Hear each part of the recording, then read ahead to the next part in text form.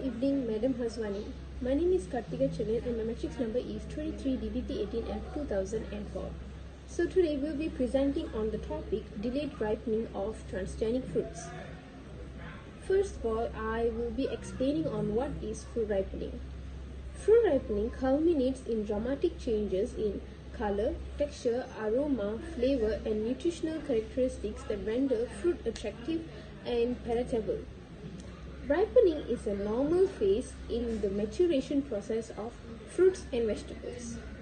Upon its onset, it only takes about few days before the fruit or vegetable is considered inedible. This unavoidable process brings significant losses to both farmers and consumers alike. Efforts are being made to delay fruit ripening so that the farmers will have the flexibility in marketing their goods and ensure consumers of fresh from the garden produce. Next, I'll be talking about the history of GMO. An enormous breakthrough in GMO technology came in 1973 when Herbert Boyer and Stanley Cohen worked together to engineer the first successful genetically engineered organism.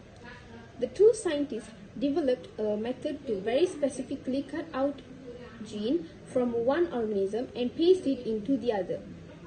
In 1987, scientists of Californian company Celgene identified and cloned a tomato fruit PG gene and utilized the antisense RNA procedure to suppress the softening process of the tomato fruits due to ripening.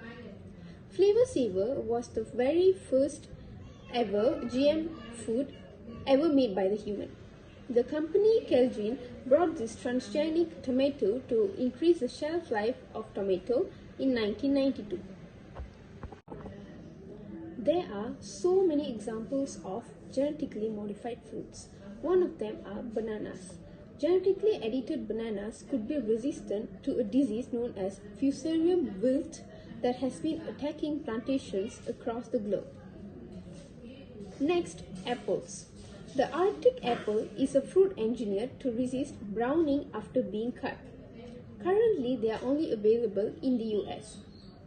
In golden, Fuji, and Gala varieties, where they have been given Food and Drug Administration approval. The first change that occurred during fruit ripening is the changes in color. Second, softening and associated alteration in texture. Third, production of volatiles and flavor compounds. Fourth, altered sugar and organic acid metabolism. Fifth, increase in pathogen susceptibility. Sixth, increase in membrane permeability, which releases compartmentalized enzymes. And seventh will be increase in protein enzyme synthesis. Now I'll be explaining about the process of fruit ripening. In the ethylene biosynthetic pathway, 1-aminocyclopropane, 1-carboxylate synthase ACAS, and 1-aminocyclopropane, 1-carboxylate oxidase ACO have been proven to be the two key enzymes. As ripening progresses, the expression of some ACS and ACO genes is activated, resulting in an increase of ethylene production. When ethylene binds to its receptors, signaling transduction starts and further triggers events that leads to fruit ripening. Next, I'll be talking about ethylene. Numerous studies at the physiological, biochemical, and molecular levels have revealed many factors involved in the ripening process, among which ethylene-mediated ripening regulation has been assigned an important role in both climacteric and non-climacteric fruits. Ethylene C2H4, a natural plant hormone, plays a central role in the initiation of fruit ripening. It is produced in varying quantities depending on the type of fruit. That is all from my part.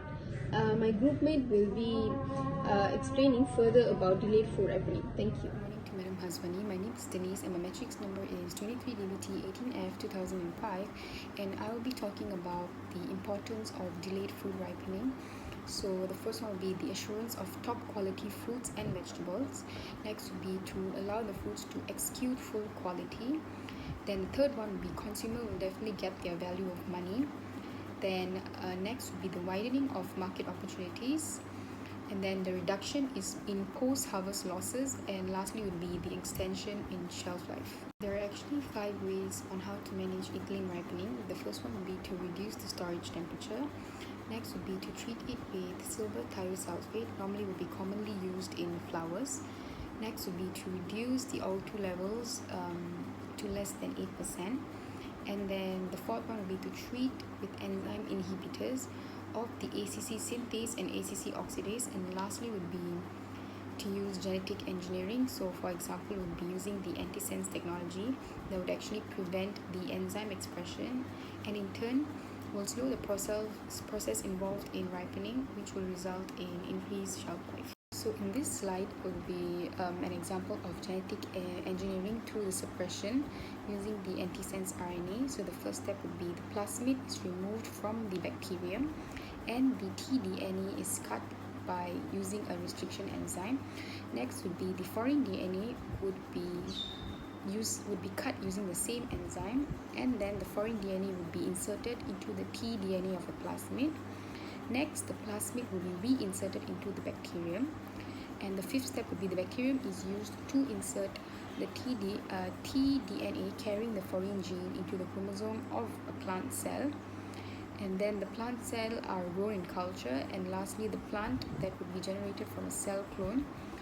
All of its cells will carry the foreign gene and may express its new trait. So another step to increase the shelf life of transgenic fruits would be the suppression of the polygalacturonase activity. And the polygalacturonase, also known as PG, is the enzyme that will normally be responsible for the breakdown of pectin, the substance that actually maintains the integrity of plant cell walls. So pectin breakdown occurs at the start of the ripening process, resulting in the softening of the fruit. So to produce a fruit with a DR trait using this method, scientists will actually insert an antisense or truncated copy of the PG gene into the plant's genome, which will result in a dramatic reduction of the amount of the PG enzyme which will produced, thereby delaying the pectin degradation. So in these slides are the Flavor Saver tomatoes. These are the steps on how to genetically engineer it to increase the shelf life. This is the first ever genetically modified food. So this tomato was actually made more resistant to rotting by adding the antisense gene, which interferes with the production of the enzyme, which is the PG enzyme. So the enzyme normally will degrade the pectin in the cell walls, resulting in the softening of the food, as I said, which will make it more susceptible to being damaged by fungal infections. So the modified tomatoes are picked before it is actually fully ripened, and then are artificially ripened using the ethylene gas, which will act as a plant hormone. So picking the fruit while it's unripe allows it for easier handling and extended shelf life. So that is all from us today. Thank you. As the next slide would be the slides of our references from the journals that we've used. Thank you.